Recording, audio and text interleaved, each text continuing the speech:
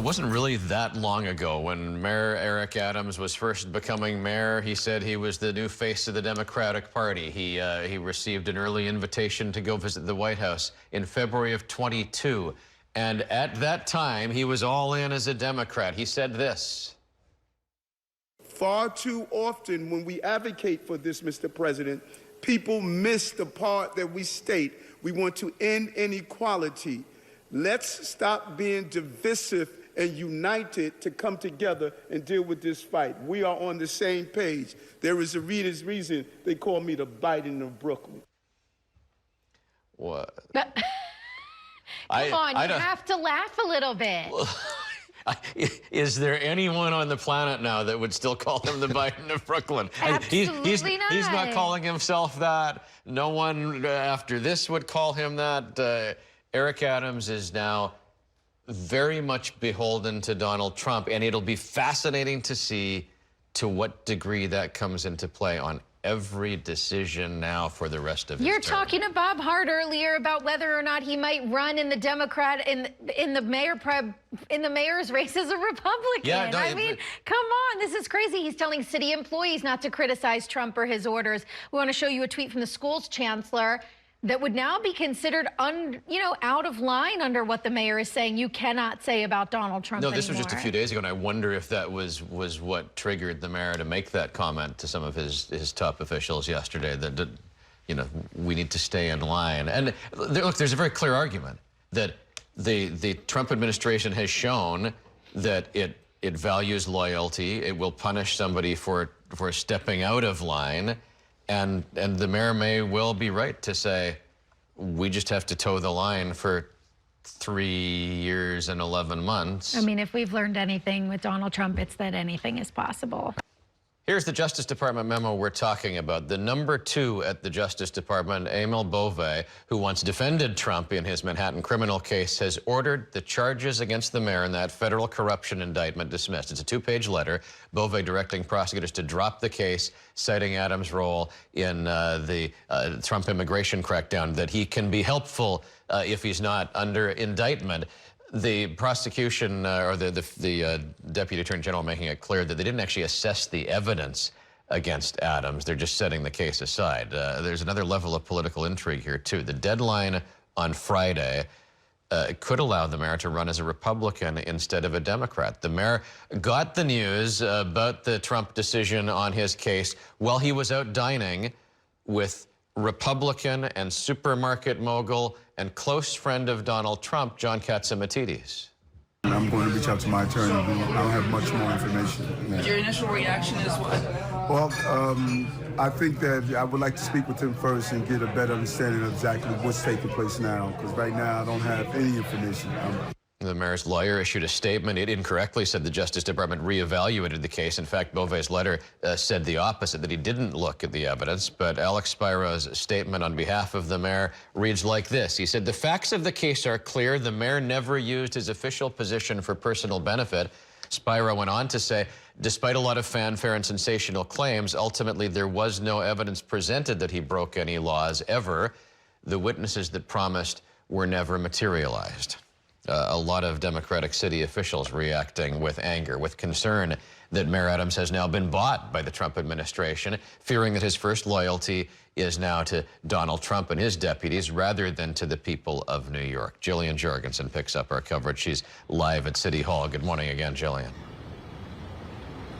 Good morning, Pat. And those reactions started coming in fast and furious yesterday from candidates for mayor and other elected officials, just reacting to that news that the Department of Justice will be dropping or is asking the Southern District of New York to drop these corruption charges against Mayor Adams. All of that coming after Mayor Adams has spent several weeks cozying up to the Trump administration, refusing to criticize or really even weigh in on some executive orders that the president has issued, sending out a memo telling city agencies to allow ICE agents into city property under certain circumstances, and even apparently directing some of his own staff not to criticize President Trump in public or on social media. All of that is leading to plenty of his challengers accusing the mayor of essentially abandoning New Yorkers and what they need in favor of getting what the mayor needed from the Trump administration, the dismissal of this case. Here's how mayoral candidates Zellner Myrie, a state senator, and Brad Lander, the city controller, both Democrats, reacted last night. And instead of having a mayor standing up for our communities, he's played for a pardon and has gotten exactly what he campaigned for. It is a disgrace. Our mayor was busy telling his deputy mayors and commissioners they're not allowed to speak out against Donald Trump, even when he's taking the money that their agencies need to educate our kids or run their hospitals, any of it. And hanging over all of this is the fact that the memo from the DOJ makes clear the case was not thrown out due to the strength or weakness of the evidence, as you said, Pat, and that the case was dismissed without prejudice. That means the charges could be brought again, although the memo does direct the Southern District not to do so until after the next mayoral election. Public advocate Jumaane Williams, who would become the interim mayor if for any reason Adams left office during his term, says this all calls into question the mayor's ability to serve.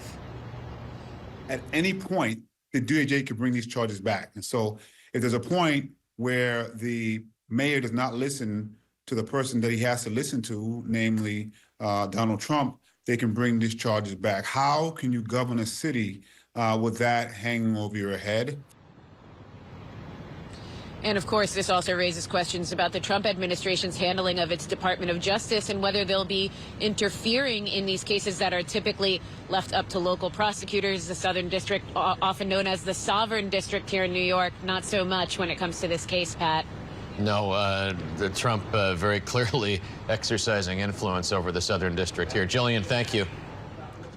So even with this Department of Justice memo requesting that the federal corruption case against the mayor be dropped, the case could still come back, or there's a chance that it could be tried in another venue. As far as a federal prosecution, for now, that seems to be in the hands of President Trump. There's a lot to unpack here legally. Criminal defense attorney and former Manhattan District Attorney, Assistant District Attorney Jeremy Saland is with us. Jeremy, thank you for spending some time with us this morning. My pleasure. When you saw that DOJ letter last night, what did you read into it from a legal perspective? There's a lot to unpack, and I wish we were not sitting in front of a TV because I might be a little bit more candid as to the legal foundation of this and the sort of merits of it. But this is really a situation where Donald Trump or his number two in the Department of Justice is relying on things attacking Biden, releasing the merchant of death. What place does that have in a application or motion eventually to dismiss a case? This is well above and beyond. And to the point of one of your folks just moments ago, it's without prejudice, which is somewhat atypical, but basically keeping the mayor on his short hairs, a little bit of control.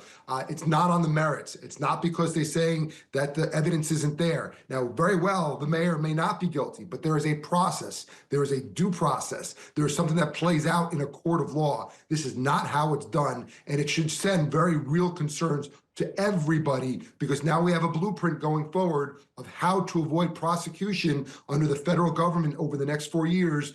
Do potentially the president's bidding and agree with him, and you may get a pass, merit or not. It's very disturbing. We have heard again, though, about the weaponization of the justice system, the politicization of the Justice Department. You think this is out of step with that? Well, I think it's consistent with the alleged weaponization and proof positive, Exhibit A now under Donald Trump's administration, that politics and maybe the weaponization the opposite way, or the shielding, if you will, it can happen if you do what he wants and you are a person who he wants to be in a place of power. You know, think about it for a moment. The number of people in the media or other elected officials who have criticized Donald Trump. If someone is charged now, one of us, with some sort of criminal wrongdoing, do we say, wait a second, Department of Justice, there's a motion here, there's an application here, we didn't approve of your policies. This is a political witch hunt against us, because that's what this is really alleging here. But the bottom line is the judge is really in no place to stop this from happening. And this is going to proceed whether or not ultimately the Manhattan DA's office picks something up, or the Brooklyn DA's office, if they can, pick something up, they are not necessarily precluded because of this dismissal to proceed on double jeopardy grounds against whatever they believe is relevant, a bribery-related offense or campaign finance. Well, that's what I was going to ask you. Is there a path for prosecution in a state jurisdiction that would stay away from this Trump directive? Yeah, absolutely. And remember, for people who are not aware, a president can pardon on a federal case. A governor has that same authority on a state case. So if a case were to proceed criminally against anyone, the president has no power to alter that on the state level from, for example, the Manhattan District Attorney's Office.